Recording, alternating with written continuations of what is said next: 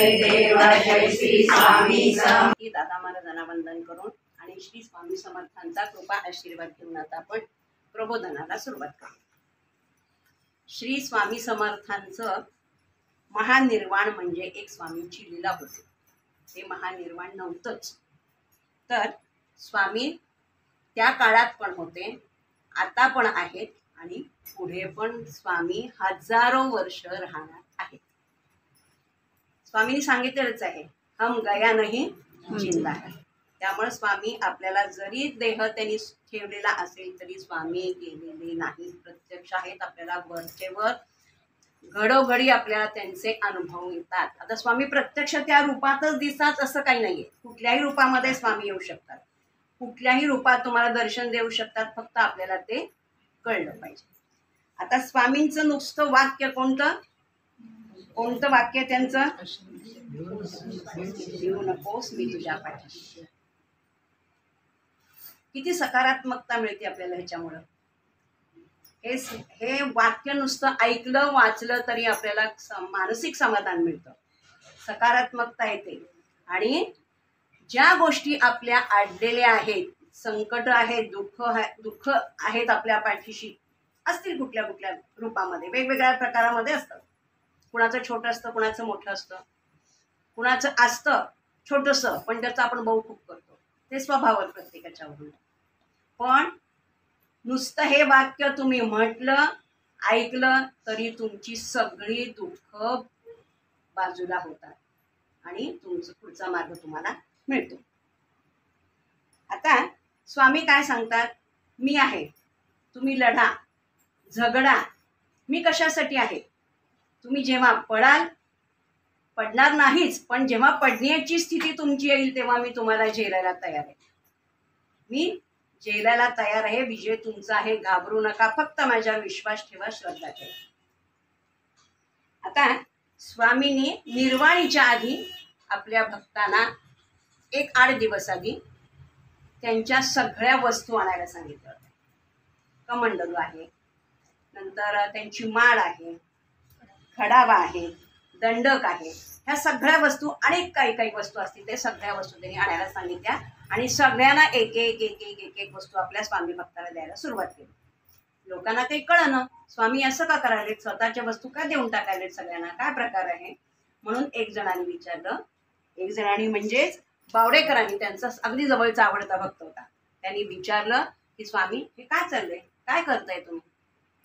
ते म्हणजे काय झाले, मग तुम्ही ह्या वस्तू सगळ्याच तुमच्या स्वतःच्या वस्तू तुम्ही सगळ्या वाटायला, तुमच्याजवळ काहीतरी ठेवा की। ते म्हणजे काय बोलतो सारे, त्याला एक जोरात शिवी दिली, मला काय करायचे म्हणजे ही लंगोटी सुद्धा माझी नाहीये, माझं आहे का बघा। स्वामी असं म्हणतात तर आपण किती माझं करतो। स्वामी म्हणतात ती लंगोटी सुद्धा माझी नाही, उत्तर होतं का त्यांच्याकडे काही द्यायला, गप्प बसले, शांत बसले। त्यांना कळलं थोडं काय त्यांच्यातलं बोध काय घ्यायचा ते त्यांना कळलं। त्याच्यानंतर कोल्हापुराचे वामनराव कोल्हटकर अतिशय स्वामींचे कट्टर भक्त होते, लाडाने स्वामी त्यांना वामन्या म्हणायचे। त्यांना अशी खूप दिवसाची त्यांची इच्छा होती की स्वामींना आपल्या घरी जेवायला बोलवावं, आपल्या घरी येऊन त्यांनी जेवावं, तृप्त व्हावं। पण स्वामींचं वय बघता आणि त्यांची प्रकृती बघता त्यांना बोलवण्याचं धाडस झालं नाही, म्हणायचंच धाडस झालं नाही की तुम्ही माझ्या घरी या। मग एक दिवशी स्वामींच्याच मनात आलं, त्यांच्या मनातलं स्वामींनी जाणलं आणि स्वामींनी, अरे वामन्या तुझ्या घरात इतकं धान्य भरलेलं आहे, केवढे तुझी कोठारा भरलेला आहे, तू एकदा तरी मला जेवायला बोलवतोस का रे। मला ती इच्छा पूर्ण झाली, म्हणजे स्वामी अहो हे सगळं तुमचं आहे, माझं काहीच नाही, तुम्ही केव्हाही माझ्याकडे जेवायला या, आनंदाने मी तुम्हाला जेवायला, तुम्ही काय म्हणाल ते करतो आणि घालतो।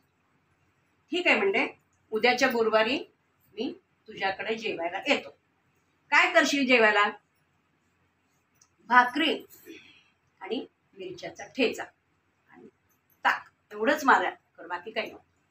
आता स्वामींच्या बरोबर स्वामी भक्त किती लवाजमा केवढा असतो। दादा गुरुवार उजेडला, त्यापूर्वी हे घरी आले, वामनराव घरी आले, बायकोला सांगितलं असं असं स्वामीने मला सांगितलं मी जेवायला गुरुवारी येणार आहे, फक्त काय सांगितलं तर भाकरी ठेचा कर. तिलाही खूप आनंद झाला, बऱ्याच दिवसाची आपली इच्छा होती, आज महाराज घरी येत आहेत जेवायला आणि गुरुवारचं. दोघांनी छान तयारी केली, भाकरी केल्या, ठेचा केला, वांग्याचं भरीत केलं, ताक केलं आणि ते वाढ बघत बसले. बरोबर 12 वाजता स्वामी आले. मग ह्या दोघांना जरा थोडंसं हे वाटलं, म्हणजे स्वामी कधी स्वामींच्या बरोबर लवाजमा, स्वामी फक्त केवढे असतात त्यांच्या बरोबर 5-50 आणि एकटे कसे काय स्वामी आले. ठीक आहे, काही बोलले नाही. त्यांनी स्वामींना घरात घेतलं, स्वागत केलं, स्वामींची पाद्यपूजा केली आणि थोडंसं असं म्हणजे स्वामी तुम्ही एकटे का आला, तो आज तुमच्या बरोबर कुणी नाही का. तुला कशाला सांबार चौकशा, मी आलो ना जेवायला, वाढ की मला खूप भूक लागली आहे. गप्प बसले ते वामनराव. त्यांना पाटावर बसवलं, पाटापुढं दुसरा पाट, त्याच्यावर ताट ठेवलं. त्यांनी जे जे काय पदार्थ केले होते, भाकरी, ठेचा, वांग्याचं भरीत, ताक जेवायला वाढलं. स्वामी मनसोक्त जेवण. खूप त्यांना आनंद झाला. म्हणले अरे वामन्या खूप छान तू जेवण केलं, बस का तृप्त झालो म्हणले मी आज. निघून गेले. पण ह्यांना स्वस्थ बसू देना की हे एकटे कसे काय, म्हणून त्यांनी त्यांच्या एका नोकराला अक्कलकोटला पाठवलं की स्वामी आज एकटे का बरं आले, बाकीचे त्यांचे भक्त का नाही बरोबर आले, म्हणून त्याला पाठवलं. ह्यांना चैन पुढं स्वामी एकटे कधीच येणार नाहीत, काहीतरी झालेलं आहे. तो माणूस अक्कलकोटला गेल्याबरोबर तिथं त्यांना कळलं की असं असं. तिथं गेल्यानंतर लगेच कळलंच त्यांना की स्वामींनी मंगळवारीच देह ठेवला होता. त्याला सुद्धा आश्चर्य वाटतं. तिथून तो लगेच ताबडतोब, तेव्हा काही फोन बिन काही नव्हते, ताबडतोब घरी आला, वामनरावच्या घरी आला आणि सांगितलं, वामनराव आपण स्वामी एकटे का आले होते, स्वामींनी मंगळवारीच आपला देह ठेवला.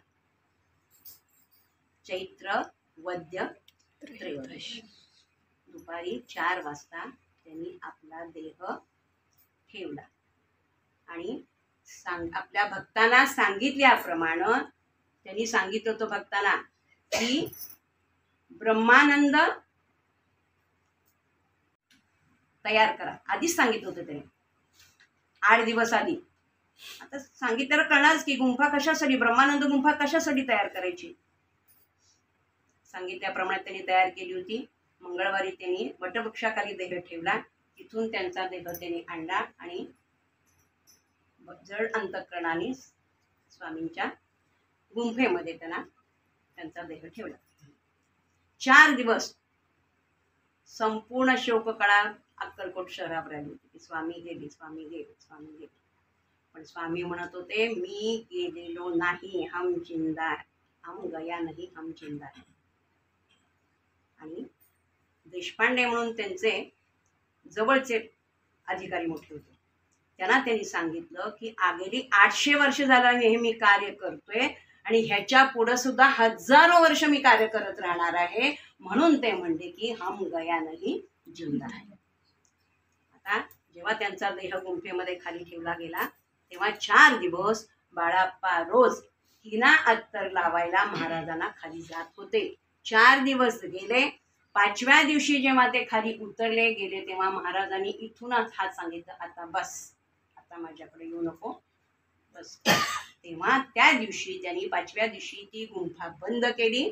तेव्हा बसून बंद तरी ती अजून पावेतो ती गुंफा बंद आहे. असा स्वामींचा पुण्यस्मरण आज आपण करायचं आहे. स्वामी नाहीत असं नाही, स्वामी आपल्या जवळ आहेत, प्रत्येकाला अनुभव येतो आहे. आता एवढ्यातच किती अनुभव आपल्याला आलाय. त्यामुळे स्वामी आहेत, राहणार आहेत, होते, राहणार आहेत आणि पुढे सध्या तर आहेतच, अजूनही पुढे हजारो वर्ष त्यांनी सांगितले, हजारो वर्ष मी असणार आहे. तेव्हा तुम्ही सगळ्यांनी स्वामींची सेवा करा, स्वामींचं नामस्मरण. सेवा म्हणजे काय, तुम्हाला काही दुसरं करायचं नाही. आता कलियुगात फक्त नामस्मरण करायचंय.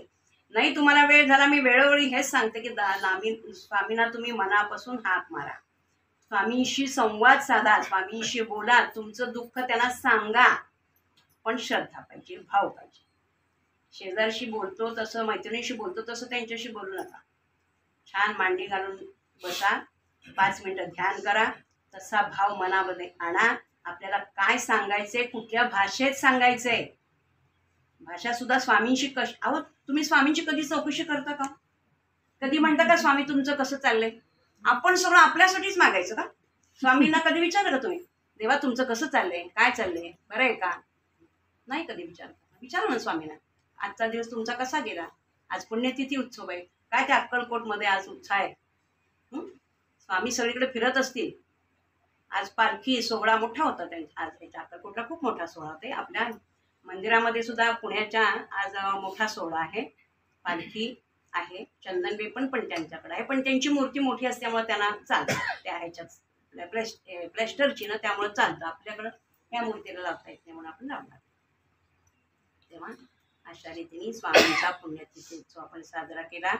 सगळ्यांनी श्री स्वामी समर्थाचा जय जयकार करा. श्री स्वामी समर्थ महाराज की जय. अवधूत चिंतन श्री गुरुदेव दत्त. जय स्वामी समर्थ, जय जय स्वामी समर्थ. श्री स्वामी समर्थ, जय जय स्वामी समर्थ.